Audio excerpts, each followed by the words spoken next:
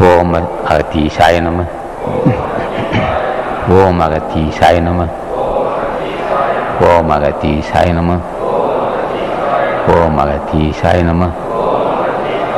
ஓம் அகத்தீசாய நம. ஓம் அகத்தீசாய நம. ஓம் அகத்தீசாய நம. ஓம் அகத்தீசாய நம. ஓம் அகத்தீசாய நம. ஓம் அகத்தீசாய நம. ஓம் அகத்தீசாய நம. ஓம் அகத்தீசாய நம. ஓம் அகத்தீசாய நம. அன்புள்ள பெரியோர்களே, தாய்மார்களே, வணக்கம். திருமூலர் முதுபெரும் ஞானி.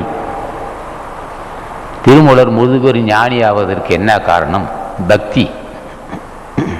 இப்போ நாம தான் செலுத்துகிறோம் பக்தி.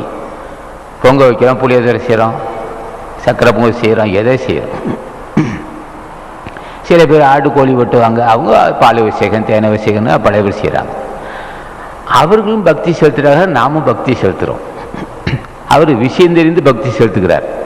திருமூலர் ஆசான் விஷயம் தெரிந்து எப்படி பக்தி செலுத்தணும், யாரிடம் செலுத்தணும், என்ன கடவுளிடம் என்ன கேட்க வேண்டும் என்பதெல்லாம் அவருக்கு தெரியும். இல்லை என்றால் ஞானியாக முடியாது. ஆக திருமூலதேவர் நந்தீசன் திருவடியை உருகி தியானம் செய்தார். நந்தீசன் திருவடியை உருகி தியானம் செய்தனால் நந்தீசன் ஆதி தலைவன் சிவபெருமான் மீது அன்பு செலுத்தி அவர் சித்தி பெற்றார். இப்போ நந்தீசன் ஆட்சி பெற்றதுனால்தான் அவர் இன்று 3000 பாடலை அமைத்திருக்கிறார். அப்போ ஆசான் நந்தீசன் என்ன செய்வார்?